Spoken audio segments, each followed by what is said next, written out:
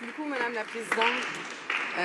Je suis fière aujourd'hui de me lever en chambre pour parler du projet de loi du gouvernement C-19, en mon nom personnel, au nom des Québécois, puis au nom de toutes les personnes vivant, surtout dans mon comté, à Alfred Pellan. Aujourd'hui, j'aimerais commencer en parlant avec mon cœur, concernant le registre des armes à feu, et en parlant de mon expérience personnelle, justement. Moi, je viens d'une famille de chasseurs qui est une famille québécoise de chasseurs qui chassent depuis des générations et des générations. Ça fait 2 générations maintenant qu'il y a des femmes chasseurs dans ma famille. Ça a commencé avec ma grande cousine et puis je suis la première du côté de mon père à être une chasseur et à être fière de l'être. Mon expérience a commencé il y a environ 4 ans, où est-ce que mon père a décidé de m'initier à la chasse. Il y a un programme qui s'appelle Initiation à la chasse, où est-ce que toute personne qui a jamais eu de permis de chasse peut prendre un permis et aller à la chasse accompagné d'un chasseur expérimenté, et puis qui va lui montrer les rudiments de la chasse. Donc, on peut le faire avec...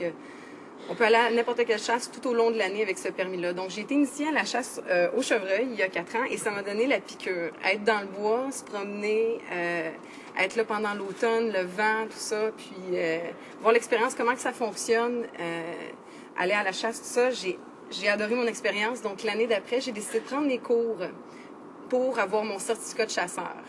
Et c'est ce que j'ai fait et j'ai donc maintenant mon certificat de chasseur depuis les 2 dernières années. Quand mon père m'a expliqué comment que ça fonctionnait, il sentait qu'il y avait vraiment un rôle de mentor. Et puis, il a fait ça à l'aide de mes cousins, de mes oncles, de ma grande cousine, pour me montrer que c'était vraiment important, la sécurité, et puis qu'une arme à feu, ça peut pas seulement blesser, mais ça peut tuer automatiquement. Donc, il faut être très prudent avec ça.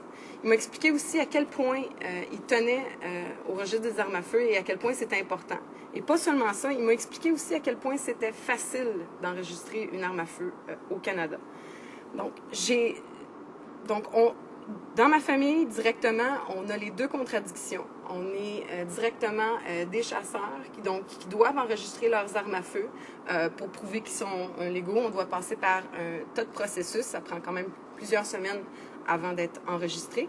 Et puis, mais ça ne nous dérange pas. C'est quelque chose qu'on fait de plein gré. Aussi,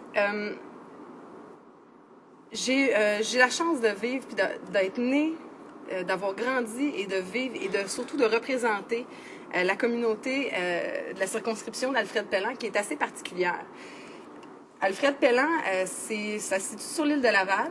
C'est une région qui a 80% du territoire, Madame la Présidente, c'est des agriculteurs. Donc, c'est que des champs et des fermiers qui travaillent là. Mais le reste de la portion du territoire est densément peuplé et ce sont des jeunes familles qui s'installent. Il y a beaucoup d'appartements, de loyers à prix modique. J'ai aussi beaucoup de condos qui sont là. Donc, j'ai vraiment les 2 mondes. J'ai le côté urbain et le côté rural. C'est assez particulier. On a aussi la chance d'être très proche de l'île de Montréal. Donc, on a une chance d'avoir les 2 mondes en même temps. Donc, ce que j'ai fait quand j'ai appris qu'on allait parler de C-19, c'est que je suis allée rencontrer mes commettants d'Alfred Pellan pour savoir ce qu'eux y en pensaient.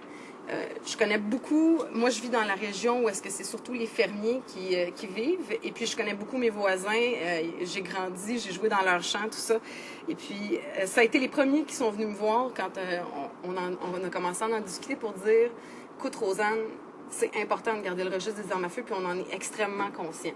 On est des chasseurs, on est des fermiers, on veut garder le registre des armes à feu. J'ai eu le même son de cloche de la part de mes résidents qui restent dans la zone plus urbaine de mon comté. Donc, c'est pratiquement unanime pour pratiquement tous les gens qui vivent dans Alfred Pellan. C'est d'une importance capitale de conserver le registre des armes à feu. Ce qu'on sait, c'est qu'avec ce projet de loi-là, C-19 qui est présenté par le gouvernement, c'est que malheureusement, oui, ça va passer, que le registre des armes à feu au fédéral va disparaître. Alors, ce qu'on demande, et c'est pas seulement nous, c'est qu'on conserve les données du registre des armes à feu. La semaine dernière, justement, l'Assemblée nationale au Québec a demandé à l'unanimité de pouvoir garder les données du registre des armes à feu afin de faire leur propre registre des armes à feu au Québec. Ce que je trouve qui est complètement logique. Comme mon collègue vient juste de dire du côté conservateur, si les provinces veulent faire leur registre des armes à feu, parfait, qu'ils le fassent. Alors à ce moment-là, je trouve que c'est d'une extrême mauvaise foi de dire, ben nous, ce qu'on va faire, c'est qu'on va détruire ce qui a coûté 2 milliards de dollars à faire.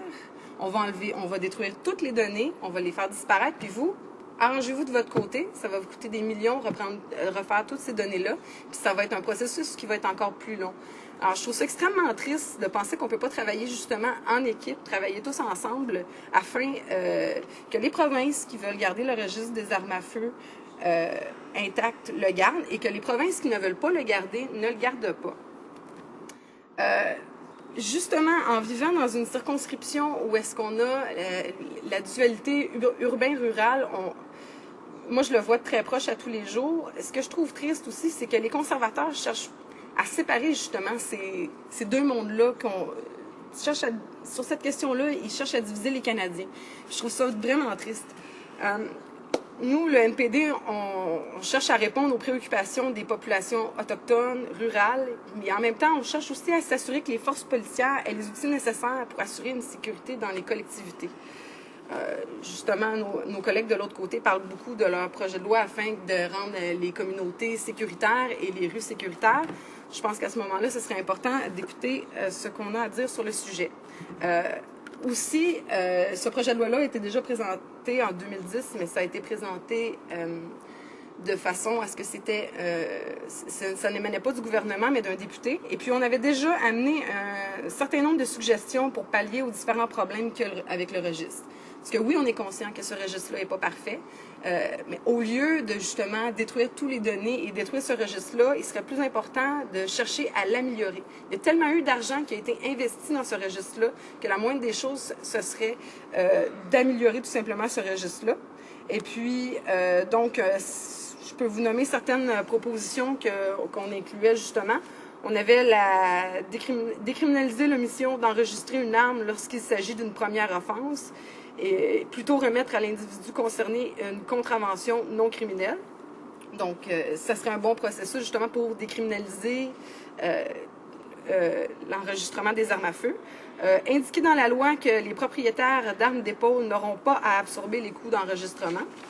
On avait aussi empêché la divulgation de renseignements sur les propriétaires d'armes, excepté dans le but de protéger le public ou lorsqu'ordonné par un mandat de la Cour ou de la loi, et créer une garantie légale pour protéger les droits des Autochtones issus de traités. Donc, c'est différentes choses qu'on cherchait à apporter. J'aimerais revenir aussi un petit peu sur, justement, la province de Québec, les Québécois, justement, qui se sont prononcés unanimement pour conserver les données du registre des armes à feu. Non seulement c'est les politiciens, les gens dans la rue qu'on rencontre, mais c'est aussi un outil que la police utilise à tous les jours. Dans mon comté, je connais plusieurs policiers, justement, qui me disent on ne rentre jamais dans une maison sans regarder le registre des armes à feu. Et Dieu se sait au nombre de fois que ça a pu les aider, justement, de regarder ce registre des armes à feu-là avant de rentrer chez quelqu'un. C'est pour leur sécurité, c'est pour la sécurité du public, c'est très important. Aussi, ce que j'ai surtout entendu de la part des commettants, c'est qu'ils sont fâchés en ce moment contre le gouvernement conservateur. Ils sont extrêmement déçus et extrêmement fâchés en ce moment à propos de ce qu'on propose. Et ce que j'ai entendu le plus comme phrase, c'est qu'on a payé pour ce registre des armes à feu-là. On a payé pour ces données-là, on a payé sur ce registre des armes à feu-là. Alors, ils se demandent vraiment pourquoi est-ce que le gouvernement cherche à détruire les données pour lesquelles ils ont payé.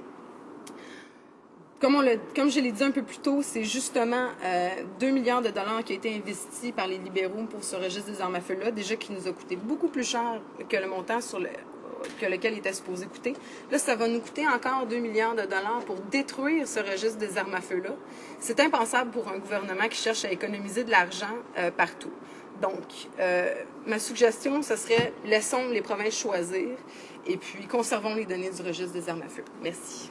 Questions et commentaires? Questions and comments? The honourable member for Kelowna Lake Country. Thank you, Madam Speaker. As a fellow British Columbian, appreciate the recognition, and thank the honourable member opposite for her comments on our government's promise kept to abolish the wasteful, ineffective long gun registry. I just wanted to ask the honourable colleague opposite. She made a comment twofold. One, she said police officers wouldn't enter buildings if they didn't know that there's registered guns inside the building.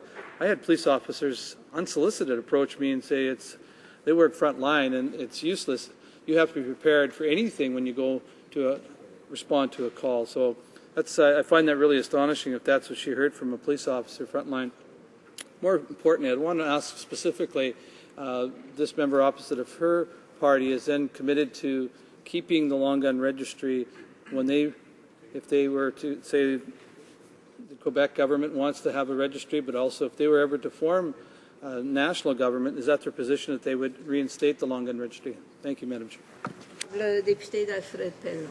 Merci beaucoup, Madame la Présidente. C'est une excellente question que mon collègue vient de poser de l'autre côté, puis je crois que c'est justement une dualité qu'on peut constater à l'intérieur de notre pays.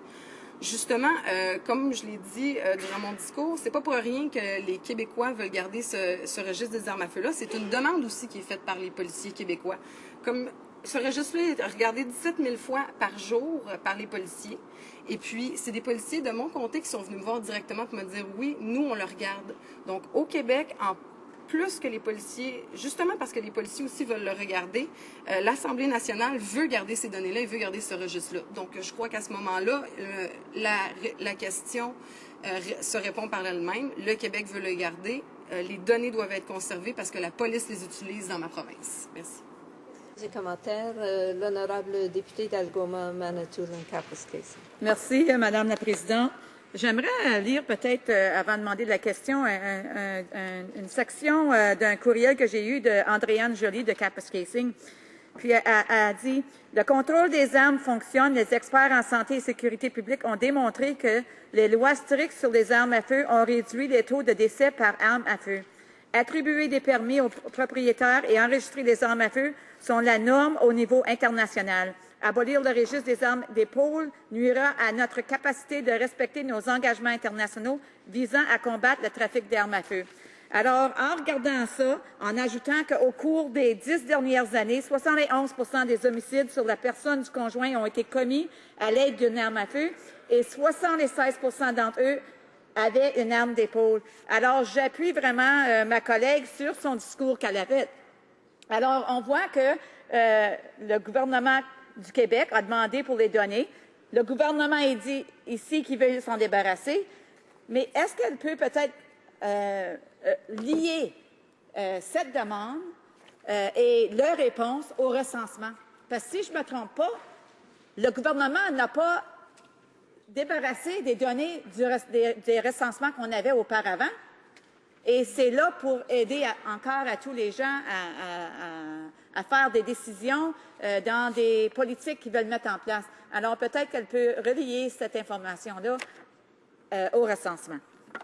L'honorable député d'Alfred Pellon. Excellente question de la part de ma collègue ici, de ce côté-ci de la Chambre. En effet, j'ai beaucoup aimé son intervention concernant la partie où est-ce qu'on dit que depuis que le registre des armes à feu existe, on a une baisse de la criminalité.